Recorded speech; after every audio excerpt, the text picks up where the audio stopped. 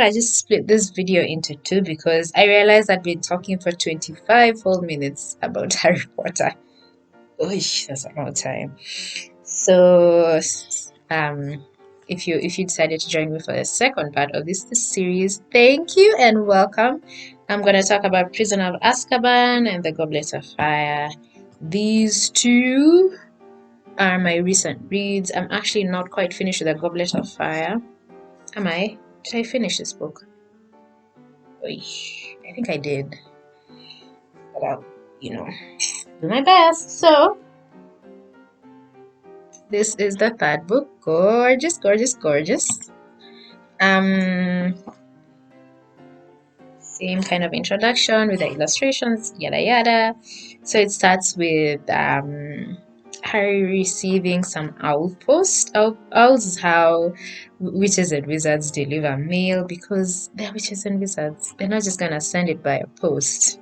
Everything has to be like wonky. So he receives, oh dear, I'm sorry guys. He receives a letter from Harry. Goodness, sorry. He receives a letter from Ron. Didn't believe it. Telling him that they want that Ron's dad wants some money and they've gone on holiday. And when they come back, they're going up to London. Is there any chance that they could meet? Then they send him a present, which is so sweet. It's Harry's birthday. I think it's a theme, like every book starts on his birthday, but it's not too bad. And then Hermione also writes to Harry, and Hagrid as well. So it's quite nice, and it's really quite nice. It's nice for him to have friends who remember him, because his step family is so mean to him. So when I read this, my heart was a bit like warmed. It's like finally someone is like treating him nice. I like kindness in people, guys. I find it so attractive because it's so rare, like genuine kindness. To find people who are just good to you for the sake of being good to you. No agendas, no nothing. It's so refreshing, even if it's just a book. Then there was a big confrontation with the Dudleys, because when is there ever not? These guys are horrible. And Harry runs away. When he runs away, there is this thing called the night bus that rescues stranded wizards and witches. How very convenient. And he gets on it and ends up at Diagon Alley at the Leaky Cauldron, where he ends up staying. And then for some reason, the Minister of Magic is there and they let him go without so much as a warning, and yet he had performed magic, which is legal, but we didn't know why at the time, and found out later in the book why this is so. So stays there at the Leaky Cauldron. The Weasleys and Hermione show up, so it's one big happy family. And then we find out why the Minister of Magic let him go. He's called, I think, Cornelius Fudge, without so much as a warning, and it's because Sirius Black has, so there's the introduction of Sirius Black, who is a main character in here, has escaped from the Prisoner of Azkaban. And we learn a bit about his part to play in Harry's mom and dad's death. Then we're introduced to the Dementors, which sound extremely horrible.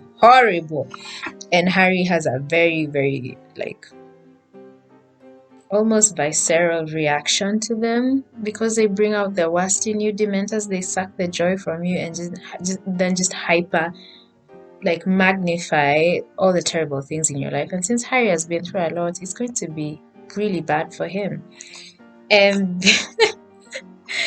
my favorite chapter is when we're introduced to the divination class. Oh yeah, guys, I don't believe in divination, so this chapter I died. Me and Hermione, same page. Professor McGonagall, same page. Those are my sentiments exactly, guys. If that's your thing, I mean, okay, fine, but personally, No, no, it's a bit too woo for me. Then I think yeah, we're introduced to the new Defense of Dark Arts teacher. They go through them. They go through so many of them. And he is quite lovely. His name is Professor Lupin. Very, very nice. And we're introduced to a Bogash, which is this thing that takes the shape of what you're most fearful of and how to destroy one. And then things start to happen. Because would it really be a Harry Potter book if nothing happened? Absolutely not. So yeah. Okay, so things start to happen now, and I like flipping through the chapters and seeing the titles because then I remember what it was about. So strange things start to happen in the school. All of this strange things are attributed to Sirius Black, and we find out this later. Um, when it's actually quite a long story. So Hagrid becomes one of the lecturers. I like how I keep saying lecturers. One of the teachers at Hogwarts. For I think the care of magical creatures, because Hagrid has always been a big, big fan of very strange creatures. And in the previous book, Harry, Hermione, and Ron made it so that people realized that Hagrid didn't do any of the stuff that he was framed for while Tom Riddle was in school. It was actually Lord Voldemort who framed him and got him expelled. So once they cleared his name, he was given a position at Hogwarts, and it was all fine and dandy until it wasn't. Okay, so his first class introduced them to, gosh, what are they called? I don't know if I don't think they're hippogriffs, are they? Don't remember. I don't remember. I think they're hippogriffs. Yeah. So they introduce him to this new sort animal, introduce the class to animal, and then you're not supposed to insult it, but of course Draco Malfoy, because he ruins everything, insulted it and then got hurt, and then it became a whole thing where he called his dad and then got Hagrid in so much trouble, and then got it to the point where this animal had to be killed, and Hagrid was in tears because he loves animals. I mean, so do I. So I felt quite bad for him, but it all worked out in the end. So okay. So yeah, strange things start to happen, and then yeah, the whole Malfoy situation happens. It's terrible. All right, this whole time Hermione is taking like all the classes they can be taken because overachievers. That's just how we roll. And Ron and Harry have absolutely no idea how she's doing this, but we find out later. We're also introduced to the Marauders map, which is one of my favorite magical items, to be honest. And then Harry gets a snazzy new broom called the Firebolt. His was, well, smashed to smithereens by the Whomping Willow because he fell off it during a Quidditch match when the Dementors sauntered into the stadium like psychopaths. So that's how he lost his previous broom, but he got a snazzy new one. And then Hermione, being Hermione, went and told Professor McGonagall that she thought that Sirius Black sent it to Harry and it was maybe jinxed or something. So it was taken away, and the drama. They weren't speaking to her, she wasn't speaking to them. It was a lot. It was a lot. And then, okay. Harry asks Professor Lupin whether he can help him find a way to better deal with the Dementors, because every time he saw them, Harry would just pass out and have the worst memories of the time when his parents were killed. And of course, Draco Malfoy was always making fun of him, the idiots. But yeah, that's when we're introduced to the Patronus, which is this magical spell that generates a Patronus that keeps away Dementors. And then we learn about Snape's grudge. Oi, oi, oi, oi, oi, oi, oi. And how it came about. And then we go to the Quidditch final, which was so good. And then we go back to divination class and get a prediction from, Madame herself. And then we get to the really interesting part, which is Sirius. We find out the Defense of Dark Arts teacher is actually a werewolf, and he changes. My goodness, every time like there's a full moon, we learn that Sirius Black is an animagus, which means he can also change into an animal. Oof, to be specific. We learn that Harry's dad is also the same, but he would change, I think, into a stag. And then we learn that this whole time, Ron's pet rat has also been some dude who betrayed everyone and framed Sirius. Like, my goodness, this Harry Potter books. So yeah, we learned that Ron's pet rat isn't actually a rat, that he is also some guy called Peter, who is horrible and is on Lord Voldemort's side. It's just, I can't do the revelations. I get very frustrated, but in the characters. Anyways, so we're introduced to that snake, and then yeah, things go really, really badly. To the point where they end up at the nurse's place again, and Dumbledore has to come and suggest that they should turn back time and fix everything, which is how they saved the day. And I think it's a hippogriff. I really hope I'm not like confused about the animals, but they had to go back in time till just before Hagrid. There had to be this whole trial, and then this after the trial, then I wanted to say assassination, but I actually mean execution of the hippogriff. So they had to go back in time to that point, rescue the hippogriff, use the hippogriff to rescue Sirius Black. Sirius Black was captured. I'm telling you, they just botched everything up because Dementors showed up when they were going back to tell everyone the truth, and then it all went to hell after that. So they went back in time to just before the hippogriff was executed, and they rescued him and used him to rescue Sirius Black. Of course, Snape nearly lost his mind when he found out that Sirius Black had escaped, which was my personal favorite part. But yeah, that is how the book sort of ends. These are sketchy details at best, but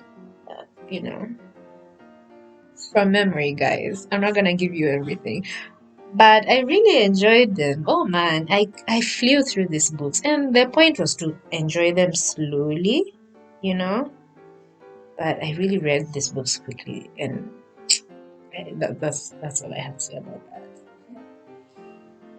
So the last book that I bought from Raffle Books is The Goblet of Fire. Gorgeous. I love it. And yeah, this has smaller font than these three, which means it's much larger than it actually looks. And then so good, guys, it's so good. We start up at the Riddle House this time, different from the last three, right? Lord Voldemort is there with the rat guy.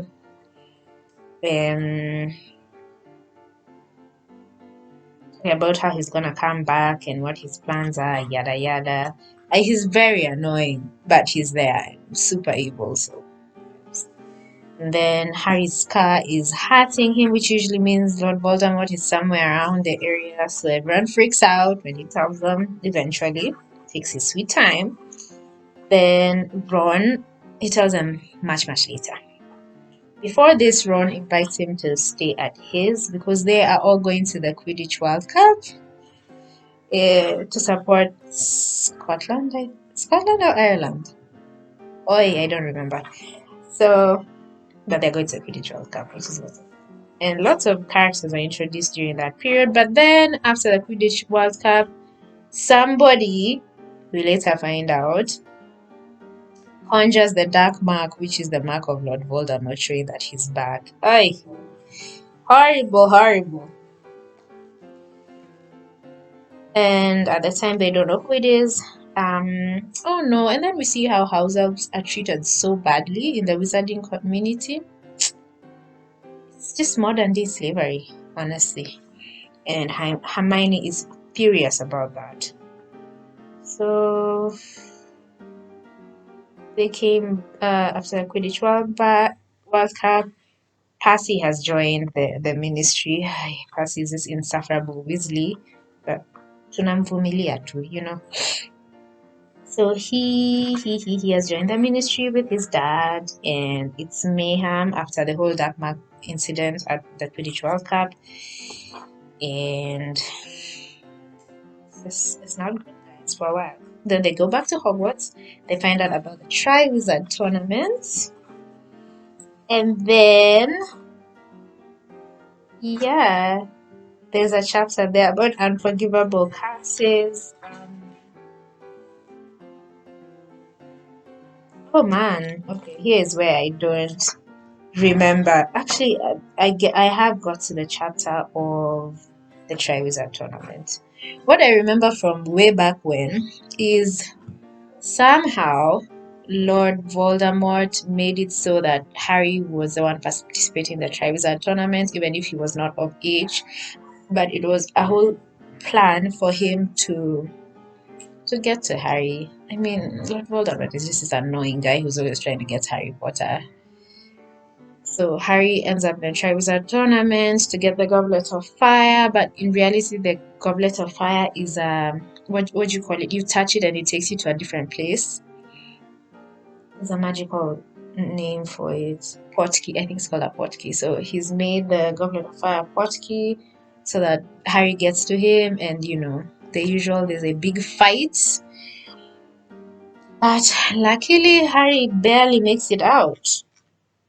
But things are getting like super bad. Super bad. It's just getting more and more dangerous. We find out that the name for Lord Voldemort's followers are the Death Eaters, which is so dramatic. The Death Eaters. Anywho, I mean, the man did call himself Lord Voldemort, so that's all I have to say about that. So yeah, that's my summary of the Goblet of Fire, guys. Quite short because it's from memory. I haven't finished it, but like I've read this much, so I have this much to go, which it looks like maybe a day's worth of reading or 2 days at most, depends on whether or not I get a migraine. And those are my 4 beautiful Harry Potter books. I really do like how they look, and I'm quite happy. It's not just the looks, guys, they're also very interesting reads. So I am waiting on some books, the last 3 to come in from the Gryffindor. The last 3 will be read. They'll be from the Gryffindor house, from House Gryffindor. And I had to like order them in because I couldn't find them locally, which honestly, guys, is quite, in my opinion, it's quite pricey. I don't know how guys are just ordering in stuff all the time from abroad, like shipping it in.